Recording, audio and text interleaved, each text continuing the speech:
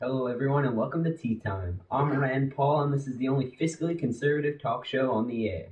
We have a great show for you tonight. President Obama has agreed to join us to explain how he became the most powerful Muslim in the world. Also, Mike Huckabee, Republican presidential hopeful, has agreed to join us and explain his family's ordeals nearly starving during the presidential campaign in '08. And also, my father, Ron Paul, is here to update you on some information regarding the state of the Tea Party. Mr. President, hello. Hey. Thanks for coming on. It's nice to have you here. Actually, my cabinet told me I was going to the Georgetown basketball game. Well, it's still good of you to be here. Well, it's always good to get out of the office for a couple hours. Welcome, Mr. Huckabee. Thank you for coming on. It's nice to have you here. I understand you're considering running for president again? I didn't know McDonald's was holding elections. And finally, welcome, Mr. Paul. Good to see you, son. To start the show off, my father and I plan to introduce you to the happenings of the Tea Party. As you know, our movement is sweeping the nation as trillions of Americans are making it clear that they want their country back. And speaking of trillions, Mr. Obama, have you started thinking about a plan to repay this giant trade deficit? I haven't really started the budget plan yet. Been trying to fill out the perfect March Madness bracket. Mr. Obama, don't you think there are more important things to be worrying about than winning the White House March Madness pool? It takes time, it takes effort, it takes research, it takes knowledge of the game. It sounds like you're spending a lot of time with this. Well, you know, many try, but few succeed. Anyway, the Tea Party is making it clear that they want a smaller government, less unnecessary spending, and a crackdown on illegal aliens. Illegal aliens, or as they are more commonly known, undocumented Democrats? That's preposterous. Illegal immigrants need to be dealt with in a civil manner in order to win the future. Are you just saying that because you yourself are in this country by questionable means? A birth certificate, where are you? Boom! Well, Mr. Obama, can I call you Barack? I think I can. What is your plans for the future of education in America? Well, as you know, most people cannot read.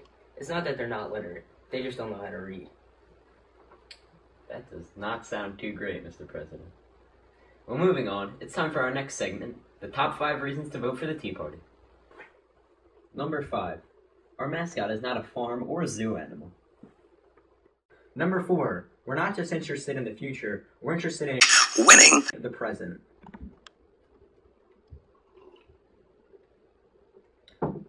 Number 3, President Obama's plan to reduce spending is not buying a foam finger at the March Madness Championship game this March. Number 2, because if it's not in the Constitution, we don't want And it. finally, the number 1 reason to vote for the Tea Party? We're not these guys. And finally, before a quick commercial break, I'd like to have a quick question and answer session with Mr. Obama. We have questions, Mr. President. Lots of questions. A lot of them are detailed in my letter.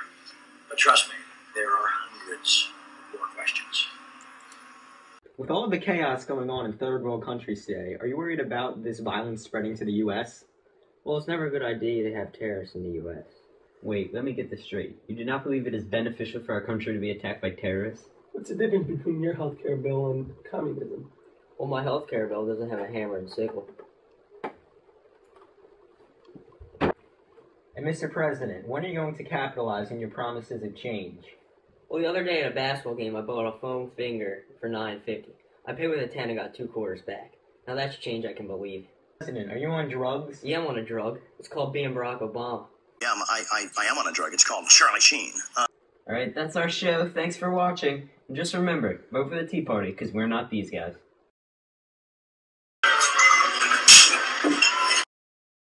A fifth of Americans can't locate the U.S. on a world map. Why do you think this is?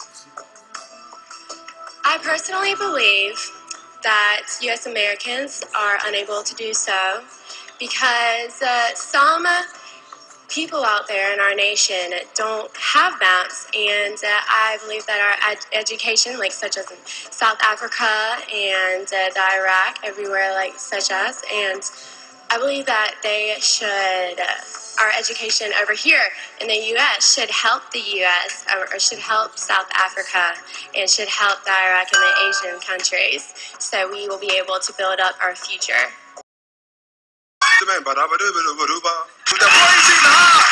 It's really just okay. Hot fire! Fire! You can do this. Too much to handle, Simon. Well, too much to handle, Ryan. 1, 2, 3. Oh.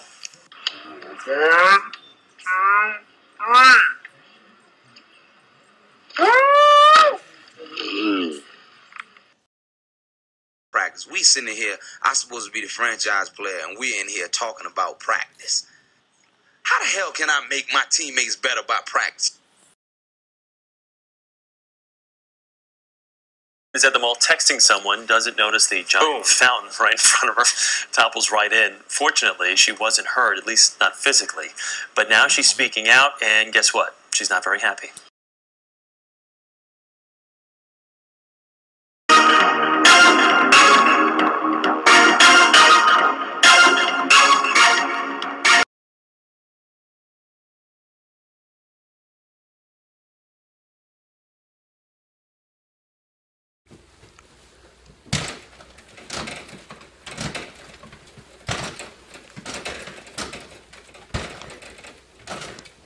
Go. I'll wait.